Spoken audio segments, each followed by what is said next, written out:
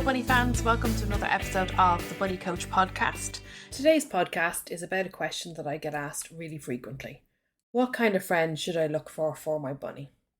There's an awful lot of information around online about whether bunnies should be the same size, the same breed, the same age, what gender they should be, and whether your rabbits are siblings or related to one another, like a father and son rabbit or a mother and daughter rabbit. And lots of people wonder whether this really makes a difference. And it can make it very hard when you're looking for a friend for your bunny to think that it's something very specific that you need to find. It puts a lot of pressure on people and really can slow down the start of your bonding process. You might also be concerned that you're stuck with two rabbits that don't fit the criteria and therefore may never bond. A lot of people who come to me for bonding help already have two rabbits that they really want to make work because they love both bunnies.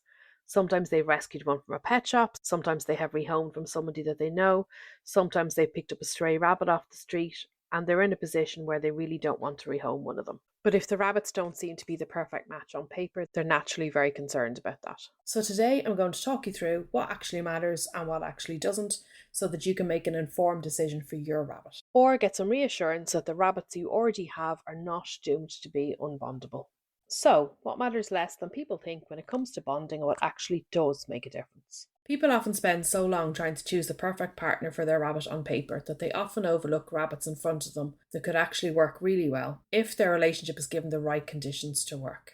Much of the advice around rabbit bonding, pairing your rabbits so that they can live together happily as a couple, focuses on choosing the right partner in order for a bond to be successful, and is often based on gender, age, or breed. You may have heard that your bunny should be a similar size, they should be opposite gender, they should be a similar age or a similar breed.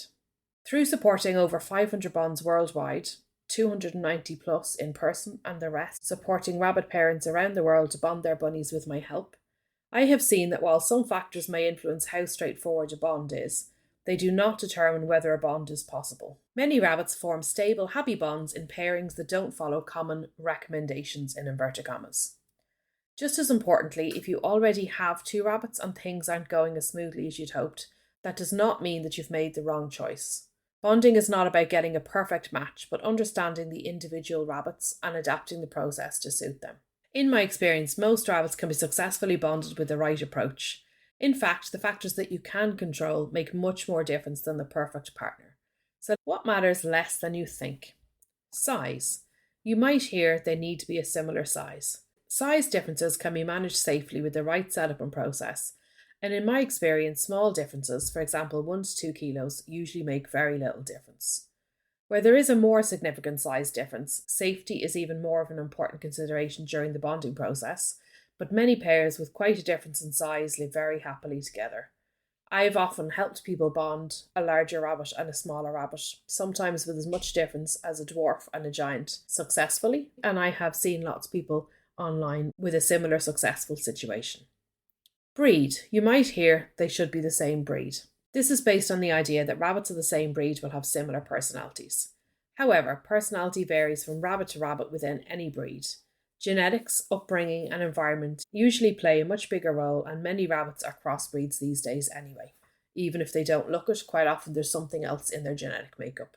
In fact, rabbits with different personalities often work better together than very similar ones. Rabbits aren't aware of breeds, they just know whether they like another rabbit or not when they first meet. Even if they don't seem to like each other at first, with the right approach, many rabbits can still go on to form a close bond. If breed differences result in a size difference between the rabbits, this may need to be taken into account, as I was saying a minute ago. Age. You might hear, get a baby, they'll accept it, or match similar ages. Baby rabbits will often get along initially with another baby, and sometimes with an adult, but this often changes as they mature. As hormones develop, the dynamics in the hierarchy can end up looking very different from how they started, so even pairs that seem bonded early on can fall out later. The idea of matching similar ages often comes from assumptions about energy levels, but rabbits of the same age can still have very different personalities and activity levels. Age alone doesn't determine whether a bond will work. And even if they do have different energy levels, that can be overcome by tailor-making your bonding process to suit that. Gender. This is the big one. You might hear male-female pairs are easier, or same-sex pairs usually don't work, or never put two boys together is a big one. I think the reason that people recommend male and female pairs comes down to sometimes more natural personality traits. In my experience, female rabbits tend to be more territorial, more dominant, they care who's boss. Male rabbits, on the other hand, tend to be more relaxed, and I often say to people, as long as they're fed and they're groomed, they're often happy enough. This isn't always the case, but when I have done male and female pairs, quite often the female ends up boss, maybe 90% of the time, but not always. I think this is where the myth comes from, but there are no fixed rules because obviously personalities vary. It always comes down to the individual rabbits. So in reality, personality is more important than gender, and I've bonded many same-sex pairs. Probably 60% of the 290 plus pairs that I've bonded, plus many of the bonds that I have helped people online with, have actually been male-male pairs, quite often ones that have fallen out when they were babies and the hormones kicked in, and they have bonded very successfully. I also think that the myth around bonding two males comes from the fact that when they're babies, they will nearly always fall out once the hormones kick in and more than likely hurt each other. There's like a 99.99% chance that will happen. It's not at all the case though once they're actually neutered and mature. Two females can be trickier because they may both want to be dominant, but again, it comes down to personalities. So don't discount the idea of a rabbit that's the same sex as yours. Now, these are more tricky ones. Siblings and baby bonds. You might hear siblings or rabbits kept together from a young age will always stay bonded. But baby rabbits will usually get along regardless of whether they are related. This is often referred to as a baby bond, but this is not the same as a stable adult bond. And those relationships will often break down as they reach maturity. As hormones develop, behaviour changes and a new adult hierarchy often needs to be established. Sometimes in my experience, female babies can stay together, but it's pretty rare. Males, practically never. Even after neutering, hormones take time to settle, and if that new hierarchy hasn't been worked out already, it still needs to be. So in my experience, it's not uncommon for pairs to fall out after they've been neutered. Sometimes people think that they've got them neutered and that they'll be okay, but because the hormones go up and down in the few weeks after neutering, they can fall out at that stage as well, which is why it's recommended to keep them completely separate for at least 8 weeks after neutering. If your rabbits have fallen out because of this, it doesn't at all mean they can't be rebonded. I have done this lots of times and I have helped lots of people do this lots of times. It just means they need to go through a proper bonding process like any other pair. They'll have to be helped to get over any grudge that they've got against each other because they've had a fight. They're worse than elephants for remembering. And they need to work out that adult hierarchy. But in my experience, they usually remember then that they used to groom and cuddle and they fall back in love again. Another one that I hear sometimes is about related rabbits. Sometimes people have two rabbits from different litters but have the same parents. Or they have a parent and offspring that they want to bond. And people assume that they're more likely to get along because of this. But in reality, rabbits don't recognise family relationships in the way that we might expect. Definitely father rabbits will not remember their offspring, and rabbits from different litters with the same parents won't see each other as siblings. They don't know each other at all. Just because they have the same genetic makeup doesn't mean that they're any more likely to get on. Mothers and daughters or sisters can sometimes be more tolerant if they stay together all the time, but this isn't something that's guaranteed, and if you've separated them at all for neutering, for example, they will usually treat each other as unfamiliar rabbits. My recommendation is that you treat bonding these rabbits just the same as if they're rabbits that don't know each other at all, and still go through the bonding process properly so that you have a long-term stable bond. Okay, so now that we know what doesn't make a difference, what actually does make a difference? So we've discussed that gender, age and breed can influence behaviour, but they don't decide the outcome. What matters is how that specific pair interacts and how that interaction is guided. This is much, much more important. A well-matched, in inverted commas, pairing can fail if it's handled poorly, and a more challenging pairing can succeed with the right approach. So the first thing I find really does matter is the bunny's personalities. In my experience, the bunny's individual personalities and the sum of them together, which we can't usually know till we try them together, and they often surprise us, is the biggest factor in whether a bond will succeed or not.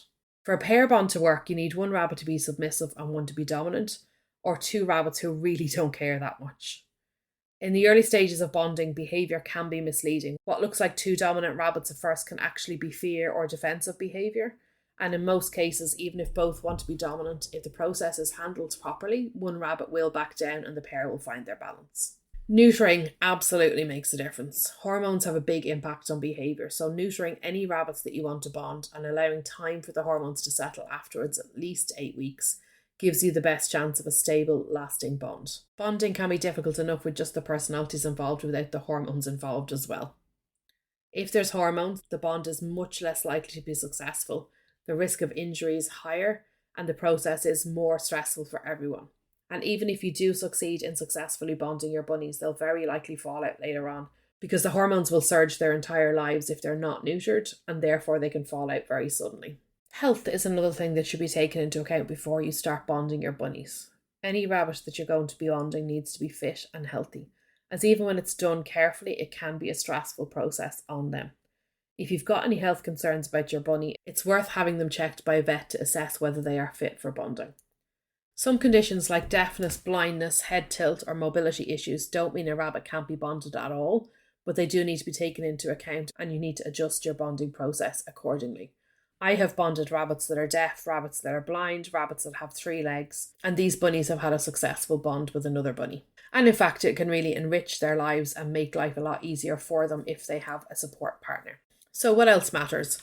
Setup and preparation. How you prepare for bonding your rabbits plays a big role in how smoothly things progress. So do your homework on what bonding is going to be like before you start. Make sure you use a neutral space. The size and the layout of the setup can make a difference depending on the rabbits, and making sure you have the time and energy to do it properly. I often say there isn't enough online about making sure that owners look after themselves during the bonding process because it can be stressful, it is emotional, and it is important to look after yourself during it.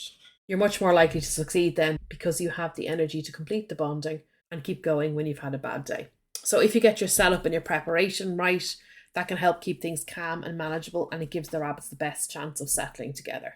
If you're thinking about bonding your bunnies, I'll put a link in the show notes underneath for you on my free Get Ready for Bonding class. This will help you to deal with your anxieties and concerns about bonding, figure out whether you want to do dates, daytime or 24/7 bonding, what the advantages and disadvantages are of each, how to make a neutral space even if your rabbits have been free roaming or all over the house or you live in a small space, and how to make time in your busy schedule for bonding without losing your mind. How the bond is handled also dictates your success. It's important to be consistent. It's important to read the behaviours correctly and know when to step in and when to step back, and how to allow the rabbits to safely work things out. One of the biggest myths out there is that there is a one-size-fits-all for bonding. I don't agree with that at all. I believe that bonding should be tailor-made for you, your setup, your bunny's individual history and their history together, and the time and energy that you have to devote to it. And then things should be adjusted as the process goes on, depending on how the rabbits react. This can have a big impact on how successful the bond is. It's not a step-by-step, just do this, then do this, then do this. And if you believe that, you probably think that your rabbits are unbondable if it doesn't work. And in actual fact, what's happened is that the process just wasn't right for your bunnies. Most rabbits are bondable. Most owners are capable of bonding their bunnies themselves. Sometimes they need some support and some guidance, and I'm here for you if you need that. But please don't believe the narrative that your rabbits are unbondable. You probably just haven't found the right approach for them yet. So finally, the other thing that I think makes the biggest difference to whether your rabbits bond successfully or not is your determination. If you're committed to seeing it through, you'll probably get there. We just have to be more stubborn than the bunnies, which we all know is a lot. But also being determined to be open-minded about it, adjusting things as you go, and not giving up will make sure that your bunnies should get there in the end. However, you don't want to waste a lot of time going down the wrong rabbit hole, excuse the pun, and this is the biggest reason that bonding drags on for months, is that quite often a method or a setup or a process that is being used is not right for the bunnies. And sometimes some small tweaks makes all the difference. So if you're stuck with bonding or feel like it's going on and on like Groundhog Day, send me a message. You know where I am. So I hope that has put your mind at rest, whether you're looking for a friend for your bunny or you have 2 bunnies that you have to make this work with.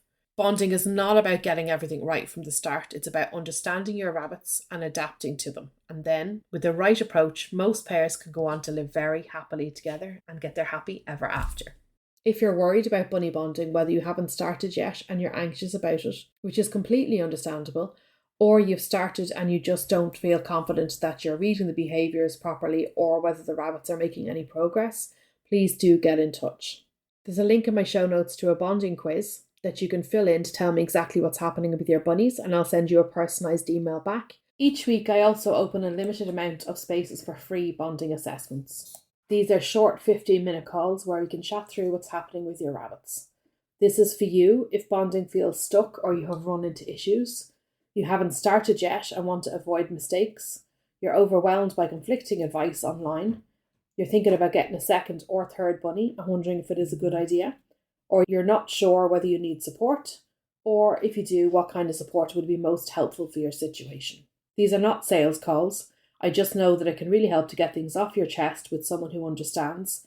And if you would like, I can talk you through my available options for you to go away and think about, and then you know where I am if you need me. Absolutely no pressure. I only open a small number of clinic spots each week, so once they're gone, that's it till next week. So grab one quick if you want one. I look forward to chatting bunnies with you. I hope you found that helpful. Thanks for listening to the Bunny Coach podcast. I look forward to chatting to you next time.